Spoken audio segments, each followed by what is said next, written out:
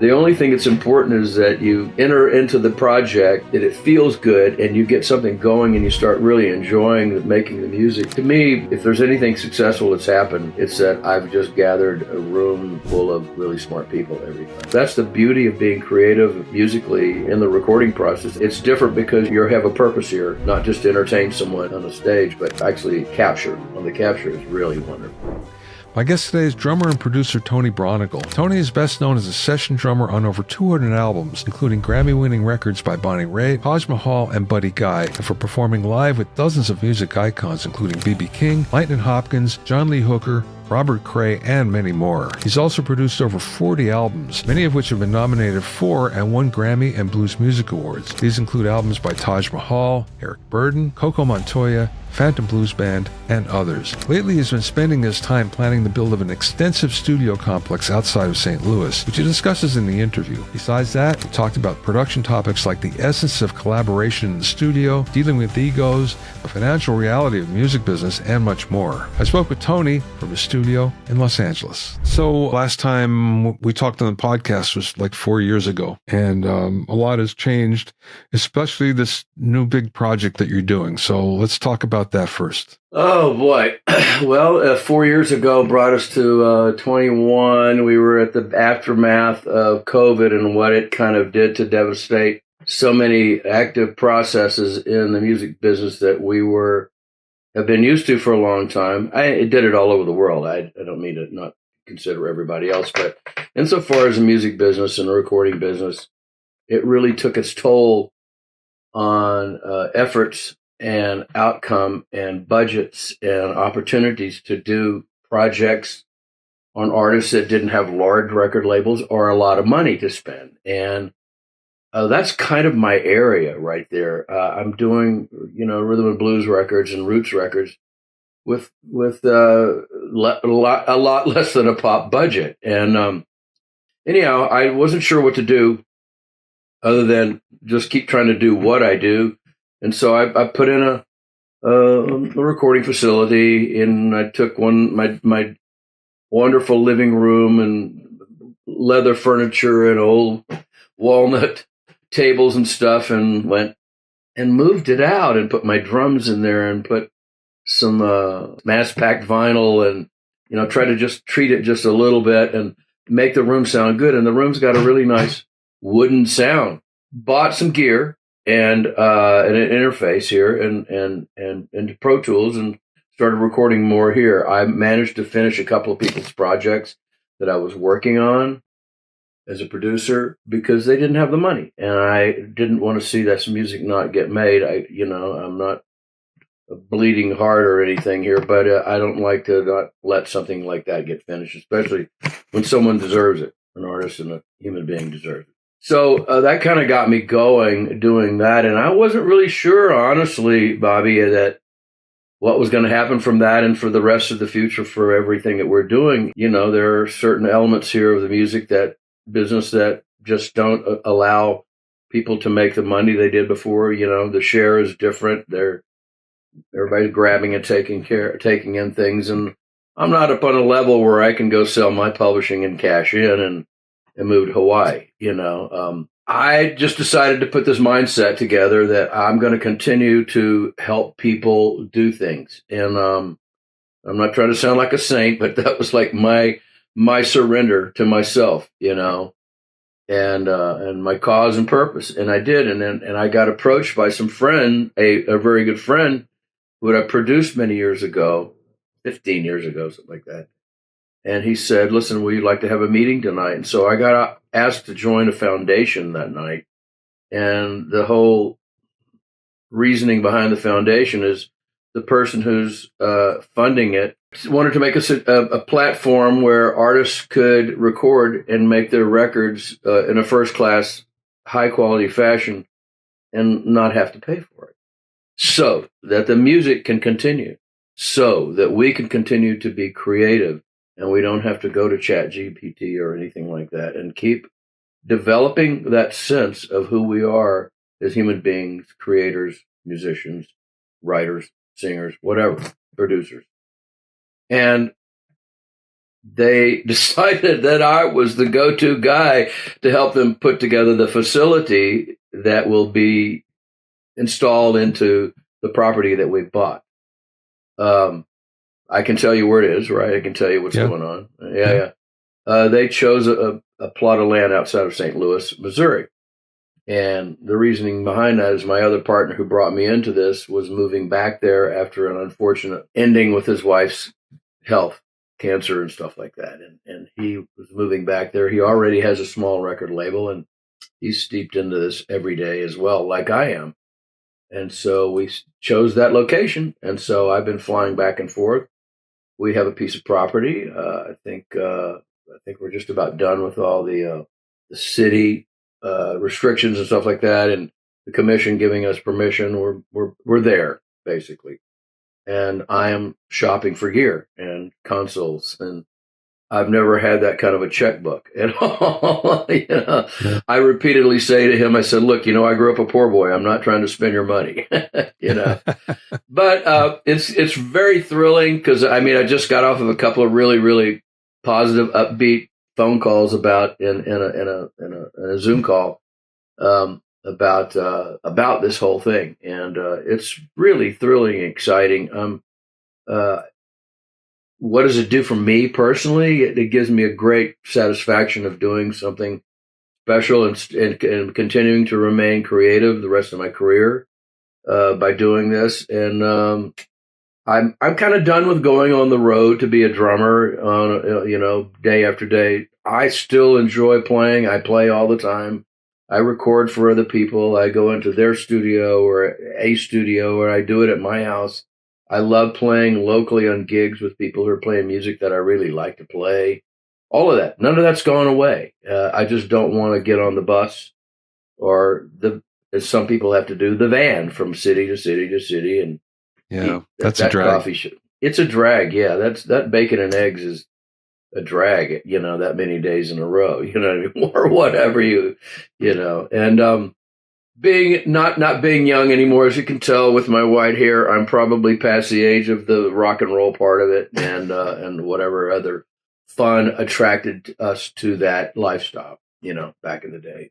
So here I am with this great future here of being able to put this complex together, as well as be the chief producer there when it's done. And my partner, Mike Zito, who most of you probably know as a brilliant blues, rock style blues guitarist, singer-songwriter, has a small label himself called Gulf Coast Records. And, the funny thing is he's been doing this as well already before all this came down with artists by helping them get their stuff out. And a lot of that's been privately funded.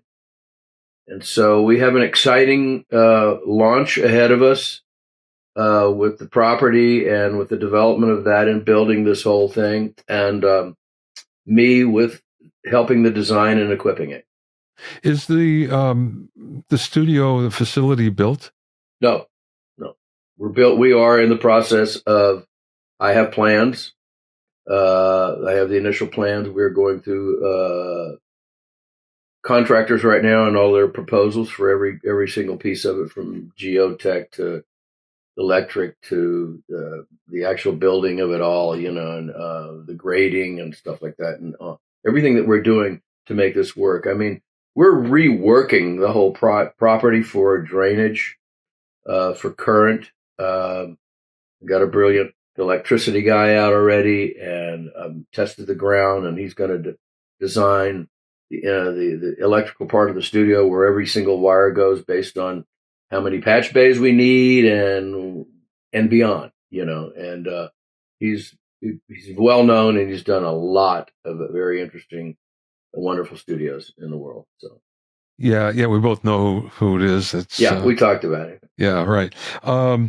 Tell me about your recent journey here, being in the studio and trying out consoles. Do I have to mention names? Yeah, you can. I can. It's up to you. Yeah. Seeing as I'm still in the process of making a decision, I'll have to be very open-minded about what I say here.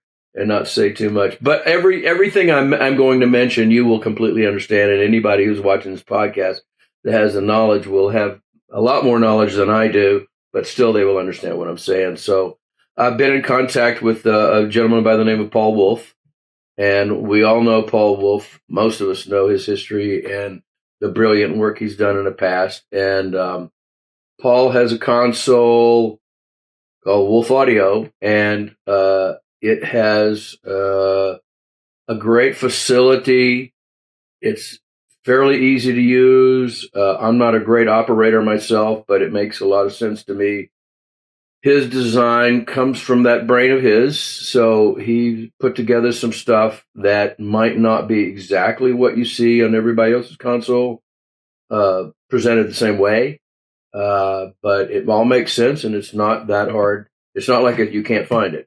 It's all quite accessible. There's a certain amount of independence to his, if I'm correct saying this, to his circuitry and everything. It's attractive to how it's built as a dependable operation. It's got some choices that don't see displayed exactly the same way on the other consoles, but it's great. It's really, really good. That's one of our places we've been, and we've really enjoyed ourselves with that. And I love my exchanges with Paul Wolf. It's a lot of fun. He's an entertaining guy. We have very similar sick sense of humor, and we can, and we sort of get off of each other that way. We looked at a Rupert Neve design, which is another excellent sort of well-made, really well-made. So many elements behind the Rupert Neve design that maybe some people know, maybe not everyone knows. It seems that a lot of what's going on in the Rupert Neve design were ideas that Rupert Neve himself would have liked to have continued in his own, company, his own development, and had he lived long enough to do so. And it's like they're carrying this on with it. And it's a great bunch of guys to deal with. It really is, without mentioning all the names, that they're easy to get on the phone. They're easy to talk to. The thing looks great. It's got enough tradition to it to make you feel comfortable doing what you need to do. It's also got enough new modern situations and switches that I go, oh, when I see that or hear about it, I go, oh, really? It does that too. And it sounds great. It's got a basic Neve sort of sound with the third harmonic or whatever, you got, and then you've got silk and everything on it. So every one of these amazing consoles has got something so totally different, and the thing is, you want them all. For what it's worth, and there are ways to get that. For what it's worth, I'm speaking to you through a Rupert Neve Designs Shelford channel. So top of my list, by the way, for a new piece of gear. Yeah, one wonderful piece of gear. Yeah, exactly. It's of all the other things that might not go on the main console, because I don't know yet, like I say, no commitment yet. There will be something like that over on the side, definitely. Probably some old 1073s that are expensive enough that you could buy a car with one. You know what I mean, almost. But and then the other brand, which I'll go to next, which is API, which is another type of sound that I, as a drummer, really love drum sounds through API. I always have. Yeah, and you go back and you go, what console was that you recorded that record on? And you find out 10, 15, 20 years later, you go, oh, that was an API. So you go, oh, that's the kick and the snare. Yeah, I right. I get it. And I have the 500 series in my interface right here for my drums, mainly. And so the Rupert Neve is a great product, excellent product. And then, of course, we go to API. And I think there are other smaller 1608, 2408s that are impressive for a smaller studio, without a doubt. If I had a small studio but I wanted one of those, they look and act great. So does Rupert Neve. Has the smaller boards as well, the consoles as well, that can fit into a smaller space and probably do just about everything you want. I am kind of going to try to go first class here. So I'm looking up on that level there right now. And I will have a B room, and I'm not sure how I'm going to structure the B room yet. I have some great ideas I have some ideas that I and my engineer friend in St. Louis feel will work in this room. The function of the A room, which we're talking about console right now, is to have a really big, typical type of a hit factory record plant, East-West, United Western Village,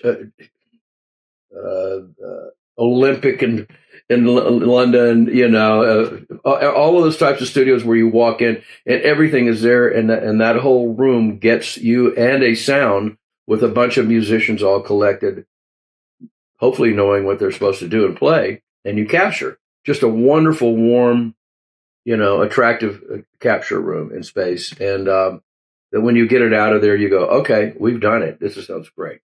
So we're looking for a facility like that to put together that. What is the estimated time before opening? I hope to be recording in a year. I think now we've had some setbacks that have cost us a few months, and if St. Louis weather doesn't get in the way, I think we might be scooting past the wintry part of it with the design and setup and everything that we're doing right now, because we can still do all the basic foundational and drainage and grading and stuff like that, even in the winter. You have to work around the snow and the ice, and once we get a foundation redone, and we're taking a barn and a garage, a 4-car garage with a high ceiling that was adapted for farm equipment and large pieces of machinery. It's a 6.5 acre horse ranch. Wow. We're taking that, and then the barn with the 7 or 8 stalls, and taking it down. But we're keeping the footprint because we want it to, when you drive into the neighborhood, it looks like that same building or similar is still there. We don't want to throw a building up that looks foreign next to this house that we bought on this 6.5 acres. It's next to the forest. There's a land reserve. Sorry, I won't do that anymore. It's next to a land reserve in the back and on the side, so no one can build. And it's quiet and it's beautiful. And there are deer walking around, and there are all sorts of wildlife and what. So it's it is a retreat. It is an educational based retreat where we will not only give the studio time away to these artists, we will actually have classes there for people to learn to record, to learn to write songs, possibly guitar and drum and instrumental lessons and stuff. We're putting together a podcast studio for the second story of this that goes over the barn type structure that will house Studio A. And it's a dream room. For me, it's a dream. It's like walking into a barn converted, except that we're starting from the bottom doing it. Is this a type of thing like in LA here, where if you keep one of the walls or even part of the walls, then it's no longer a new build, it's a rebuild, and you go right past all the zoning and everything? We're not dealing with that at all. That's not a problem. Okay, we don't have to keep the one wall. I had to do that in my garage when I made it, I turned it into an ADU. Yeah, we had to keep one wall, and then, but no, it's not like that. It's wide open, but like I say, we're copying the footprint of what's previously there and what's lived there, just so that we keep the aesthetic of the whole thing. And we're building all of our treatments and planning and designing and landscaping around it and whatnot to look like it's a comfortable place to go and visit and hang out. And if you finish recording, at dark every day, 6, 7, 8, 9 o'clock, whatever your schedule is, you can go out back and sit and enjoy the sunset or whatever, Yeah, that's nice. When the weather's nice. So we're trying to keep all of those aesthetics there. It's a nice place for us to visit. It's not going to be highly visited. We will keep it down to, I don't want to use the word minimum. We've got a limit of how we want to operate this and how much we want it, how many people we want to take in, and what our output will be. We want it to be controllable, not to be a madhouse. This is not a garage sale. You know what I mean? We're gonna, we want to make it Is this mostly for like the music that you do, which is blues, Americana, things like that? Perfect. Yeah, you put it nail on the head. That's the area that I'm most comfortable in, and that I live in, and that I'm known for. Not that I can't do. I could put together a jazz record or a hard rock record. I could put together anything like that, but because of the music that I do and the projects that I produce, I'm known for that, and that's where we will start. And I really hope. I don't hope. I know we'll stretch out a little bit as it goes along, because I'm making contacts in St. Louis and in other parts of the country where I can bring people into this as well later once we get going. That'll be another year, probably. We will get our favorites out of the way in the beginning, and then get them launched and get their careers going on this level. And then after that, we will be able to add other artists in there and stretch out a little bit. I mean, I'd love to bring a bunch of school kids in, like a school kid band, and record them and just have fun laughing at them and all the youthful spirit. Yeah, it's contagious. It's a very cool thing. It really is. I lean toward it. I didn't have children, so I'm not a granddad, and I wish I was. Yeah. Well, this is a surrogate way to do it. It certainly is. Yeah, exactly. Let's make a left turn here and talk about your production career, because you've done, 40 records now as a producer? About 40, yeah, somewhere around there. I every time I sit down and count, I remember something else, and then I don't really go and look, but it's close to 40. Yeah. Yeah, that's kind of what happens with me too. Every now and then I go, oh yeah, well, there's that too. Gee, I forgot all about it. I know. Yeah, the tally blurs after a while. That doesn't matter.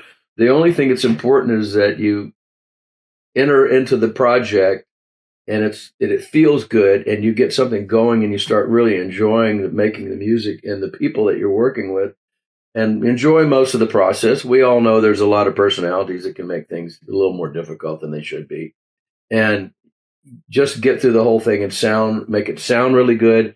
And then if they get what they're after as an artist, that they get a ton of airplay, or they get a lot of great press, or people say great things about it, or even higher up, you get nominations for awards and win awards and stuff like that.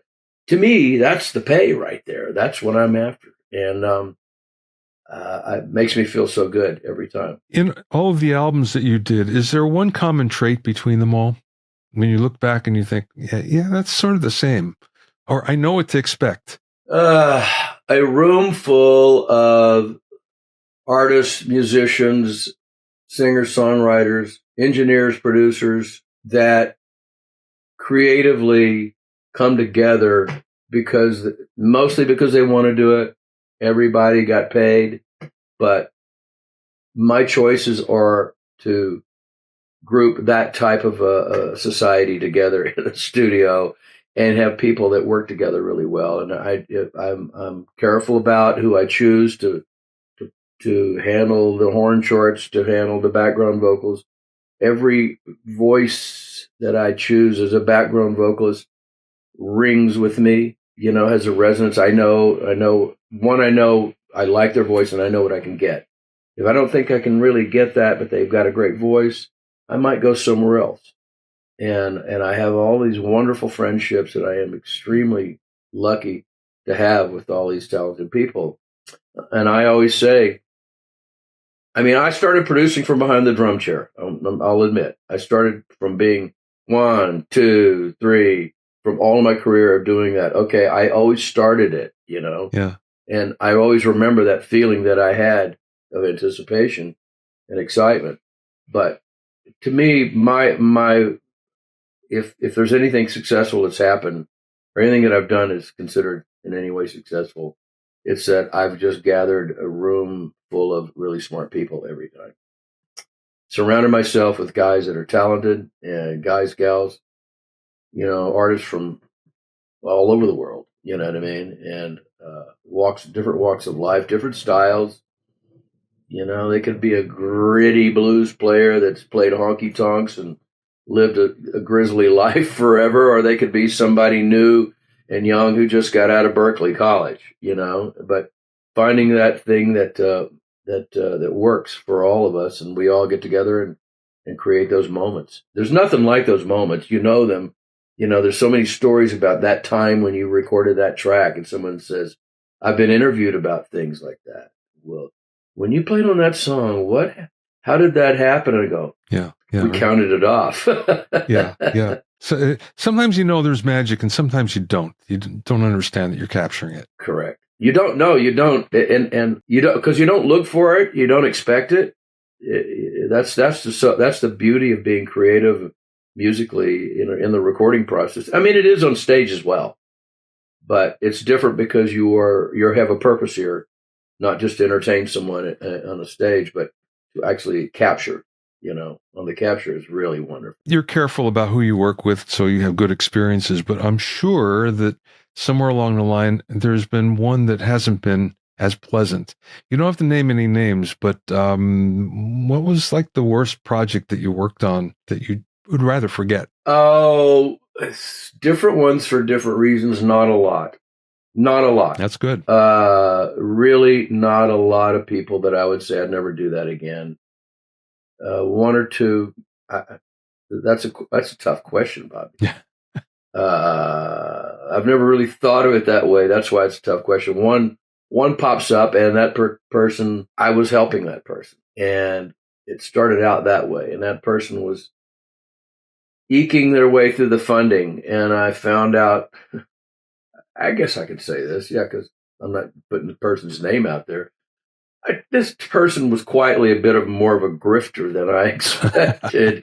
And they were grifting these other people, these innocent people that they brought into the studio and whatnot, and showed them what was going on in the process. And I was, trying to be very polite and blah, knowing that was going to be the person that sponsored the funding of this and so on and so forth. And So I kept my cool, and it never bothered me that there were people that knew nothing about the process or anything. I'm always wide open. If somebody wants to come in and listen, as long as you don't talk or don't ask too many questions and let us do what we're doing, don't get in the way, you're fine. You can sit and watch. That doesn't bother me. If I'm uncomfortable, then it's hi, politely, you'll have to leave. And this particular artist was, I could see, getting funding from people and and was a pain in some ways, is an opinionated in getting the product right and getting it to sound a certain way, singing it. I'll just be honest with singing it. I'm trying to get this person to emote a different way and use from suggestion only, I point out. Suggestion that they sing it this way and find this melody. Now find a comfortable melody around this way of singing it. Here's what I'd like for you to sing. You can't sing something that's closer to this, and here's the reason why. Because this gives you a little different plateau in your emotion for the next part. And then, then you get to the chorus. I explained it as good as I possibly could. And this person didn't get it or didn't want to do it. Was never really ugly with me on the scene. Was hand up every once in a while, like, no, and it was all finished, and I went to get paid. And this person said, I don't owe you any money. Ooh. Like that. I don't know what you're talking about. So where do you go from there? Where do you go back to? Do you, you go, listen, here, let's run this all over again. How did we meet? This guy, blah, blah, blah, and you get through that and you get up to present day and you go, how can you say that? And I think within the next day or two, there was a slight acquiescence of, I'll see what I can do. I've heard no more. Yeah. And so, not to make a big deal out of it, obviously I put that in my past, you know what I mean? But it doesn't feel good. It's good that you can do that because it's over. There's no point in. It's done. That's okay. That's the way that's going to happen. That's that chapter. Let it go. Move on to the next one.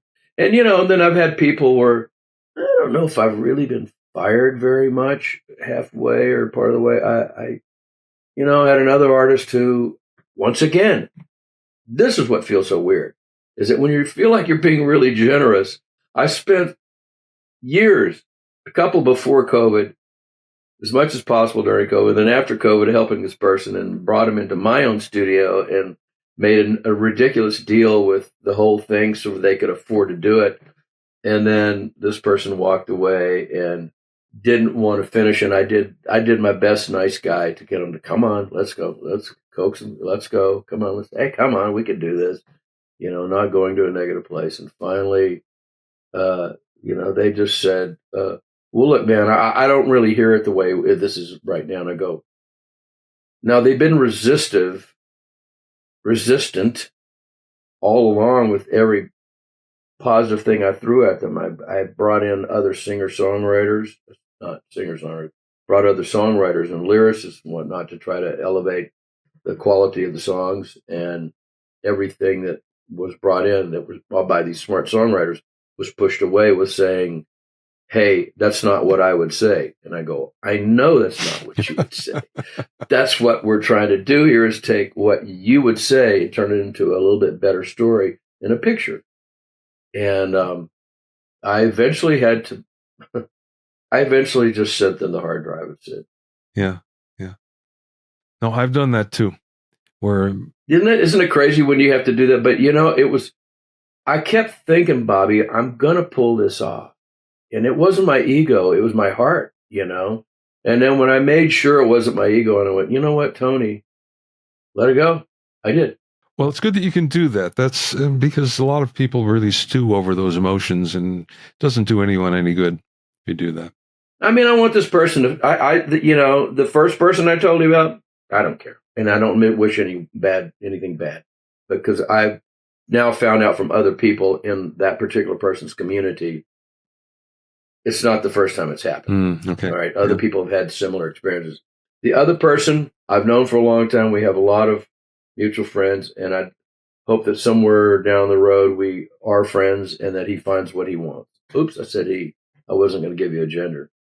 But, I really hope for him the best. Okay. When you're doing, you've done so many projects now as a producer. What is the one thing that you hate to deal with? Because most of it's fun, but there's always something that you go, oh. Egos over the way things sound. Egos over turn my guitar up. Egos over that's not a great idea. That's okay. If you disagree with me, that's all right. Let's talk about it and find something in the middle. That's a drag to deal with. And I really work hard at this, because I can be, I'm a get it done guy. Okay. And often get it done guys are called bullies, and people that make things happen and make it work and see that it's finished and it's up on the wall. Sometimes they're called bullies because they get it done. And sometimes they have to move people that are a little bit wormy about decisions, or typical artists who have trouble making up their minds. Sometimes that's totally understandable. I can handle that. We can sleep on that for a few days. But when you have people that have this hard, fast thing, it's got to be this way, and if it isn't, it's not working. That's hard to deal with. And when the ego comes out and pushes that, those are hard to deal with. So I try to make sure that when I'm being a get it done guy, and what one might call bullying in certain personal processes, I try my best to pull myself back and make sure I'm not pushing in an ugly way. You know what I mean? So that and business people who have an idea about what they are, an expectation of a project to sound a certain way and be a certain way, but don't understand the process. And if you say, well, you didn't get this, you didn't do that, whatever. But that hasn't happened to me a lot. So knock on wood, I haven't had to deal with that. It's hard for me to point out that thing there that the question that you asked, to answer that question, because it hasn't happened to me a lot, but it does. And it does happen. You got to be able to sit in the room and be with everybody, no matter what they have to say. And if you're sitting there with a fresh cup of coffee and you want to respond right away, sometimes you have to go wait and listen and see what everybody says. And then usually when you are patient about stuff like that, an answer pops up. We're all told what's the best thing to do, and maybe everybody will then follow. One of the first projects I ever produced, a blues project as well, it went to #1 on a chart in Sweden for a radio station chart. And the significant other of one of the people in the band called me up and said, "Where's all the money?" Wait, what are you talking about? Well, it went to #1 in Sweden on a radio station. And beating me up. Where's all the money? Oh my God. Yeah. So, that's another thing you don't like dealing with. Right. I mean, a silly answer like I remember my first baseball game or something like that, or I remember, you know what I mean? Some kind of crazy answer like, well, you want to say something smart ass, but you can't, and you try to say, well, that's just not the process. That's not the way it's done. You don't put in a bill for the fact it goes there. You're lucky that you got all of that adulation. Use that in a different way. Now, as an artist, you have to understand, I'm talking to this person that you're telling me about. As an artist and as a manager or wife or whatever, you got to understand, here's the process and here's how this works. And now you have to take this wonderful thing that just happened to you with this radio airplay, and you got to let other people know about it so they put you on their radio as well. You know what I mean? Let them know that you're well liked over here, and let it, so that, I mean, that's what we do every day especially with independent artists. Their job is, and you and I had this conversation very early on when we had lunch that time and talked about other ways of getting through the business and getting things done and using the qualities that you have in a way that, as you do with your podcast, wonderful podcast and everything, letting people know what's going on out there that would like to know. And it's information that you and I take for granted every day because we've done this. But when you go to talk about it and put it out there for someone, it gives them an opportunity to learn and move forward. And a lot of artists need to know that in a modern day record company and record business situation, you don't get out there and do the hard work yourself every day, and you don't pay somebody several $1,000s a month to do it. Nothing's going to happen. It just does not happen. Where are my gigs? Well, you got to go find the gigs. When you find the gigs and book them, and you bring people, they say butts in seats. You fill up seats at a place. You've got to turn that agent on to what you're doing, and when you do, that agent's going to want his 10% off all the gigs you just did. Well, why? Well, because he's got to make a living as well. But what might happen is he might find you another 20 gigs. You know what I mean? And that's what you're hoping. And as an artist, every day you've got to work your own game. Yeah, sure. What don't people know about you that you wish they did? God. In all humility, I don't know what that would be. I like being appreciated for what I do as a musician, as a drummer. I like being appreciated for the music that I've done by my peers, and I don't expect it. Sometimes your peers are the hardest fans, to convince. And, oh, you're doing what? Really? How did you get that gig? You know what I mean? They doubt you the most. And that's uncomfortable. And, I used to let that bother me a little bit, but it doesn't bother me anymore. I go, I'm going to keep doing it, and it's going to start showing up somewhere. And people are going to see it enough to where my reputation, if I'm doing it the right way and doing it good, it's just going to show up in my reputation. And I don't have to try to convince any of my friends that what I'm doing is good, or I'm smart, or I know what I'm doing. I really don't. And I'm kind of over that. And, but it did for a while. I went, hey, no, I know what I'm doing here. This, I think this mix sounds good, and and the songs are great, or you don't see what I'm doing. I don't go there. I really don't go there. I figure you do the work, and eventually it's going to show up on the dashboard or whatever. You know what I mean? People are going to find out.